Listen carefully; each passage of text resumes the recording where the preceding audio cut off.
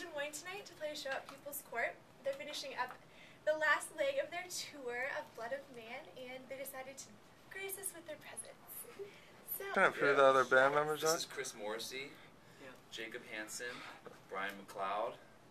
Brian plays drums, Jake plays the horn flute, and Chris plays the tambourine. Chris plays the bass. You play the flute horn. what is the...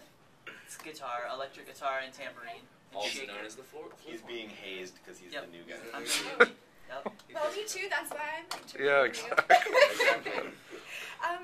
Okay, so, Mason, I read that your Blood of Man album is more the DIY approach, and since Ready Made is also under that category as do-it-yourself, I just wanted to kind of get your feeling about what that means to you and why you decided to take that angle with your album. Well, it just kind of started, like, I have a place out in the woods of Minnesota that's it's a house that I go to where I write music, and I was going out there and I thought, oh, I should record some music out here just for demos, and I got a computer laptop and just 2 microphones and started making these recordings.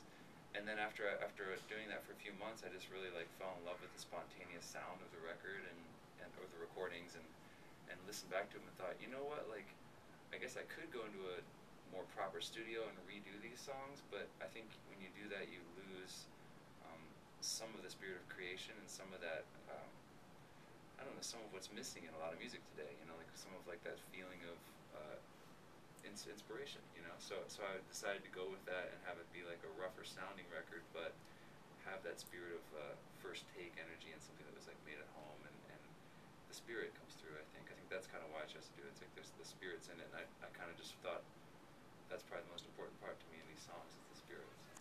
How does that translate on stage, since you played every instrument yourself with a full band?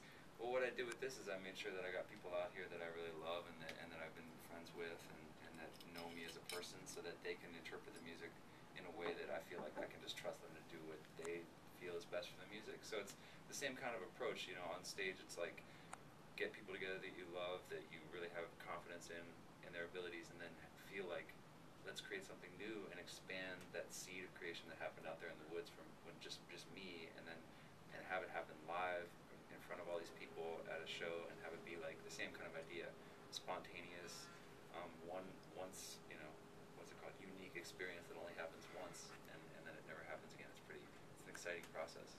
And this is for everyone. Since this album is such a departure from previous releases, how do you feel your audiences have adapted to it? This is your largest full band that you've had, and I just am really curious as to see. Chris, you first. Well, we tried it as a trio first, and because it is such a new sound for Mason that we didn't really know how we were going to approach it. We knew we were going to get Brian and myself back. We have been playing off and on with Mason for about 6 years, 7 in your case, and it just the trio didn't quite fill out the sound that was on the record, and so we all knew this guy, and as he got a little hazed earlier, but we were all really happy to see him. Very excellent guitar player, and I don't know. I mean, it's definitely different, and I think the fans have. I think the fans love the songs. I mean, they're all songwriter fans, and they're in my opinion great songs. So they've respected. You're welcome. So there's 2. Yeah. No, oh, go ahead. I'm sorry. Are you finished? I'm done. Okay. You were talking about it being a departure from previous albums, and basically the hardest part of this whole process has been coming up with a cohesive set list to sort of make the night flow in a way that doesn't intimidate or confuse the audience, and so that's been sort of the most daunting and time-consuming part of this whole project. But now I feel like we've found it, and we're we're presenting it in a way that makes sense overall with all the material. So, do you have a different set list for each evening? We've been trying to. Jake, you answer that one. No, we don't. We labored over our current set list, or our current favorite set list, for basically 2 months of playing shows every night, trying to tweak things, and now we have it to a place, and we only have 3 or 4 more shows on this tour. So I think we might try a new one out tonight, maybe, and then after that we're going to go back to our the one that we've come up with that we really like. art. I remember reading that you did the line drawings for several videos. Yeah. That's why we have some paper Oh, out. sweet. If you want to do a little doodle. I'm already doing it. Well, Sorry. I'm there's glad no you said. paper if your band would Yeah. like to I'm partake. glad you said this isn't for me to write something. We'd actually we're putting you to work. We'd like you to write an article.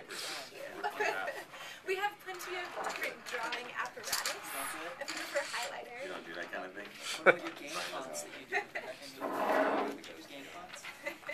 Since you recorded your album Yeah. in the woods all alone.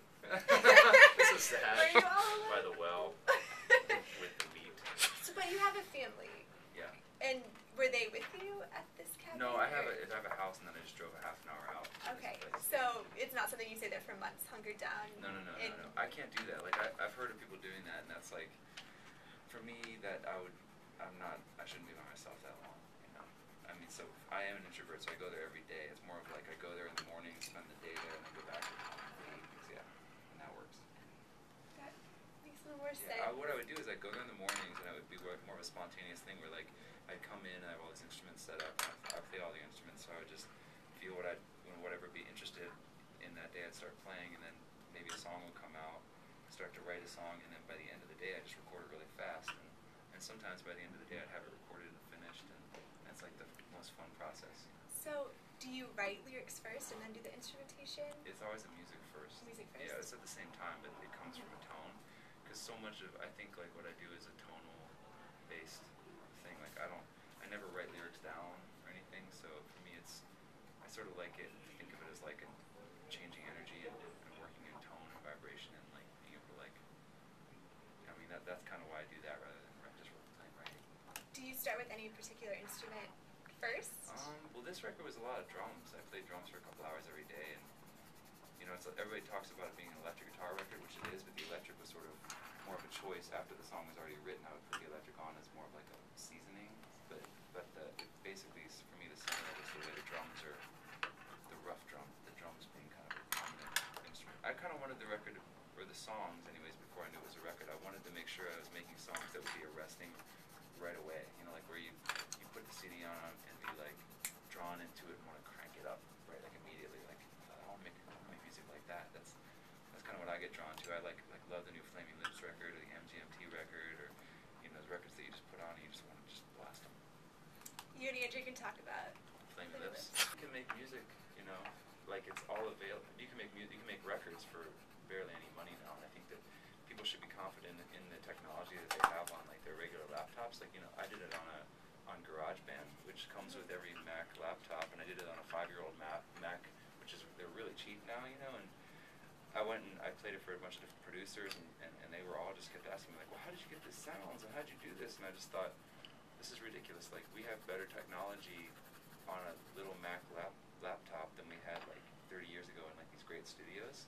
So I just felt like people should really trust that just because it comes free with your computer, it doesn't mean it's crappy. It's like awesome, you know. Like, and I think that you should just trust your gut, and if it sounds good to you, put it out there. You know, like put it up on MySpace or on your website. And I mean, it's kind of a free for all right now. It's the kind of thing where it's like, let's just make some art. Let's everybody make some art.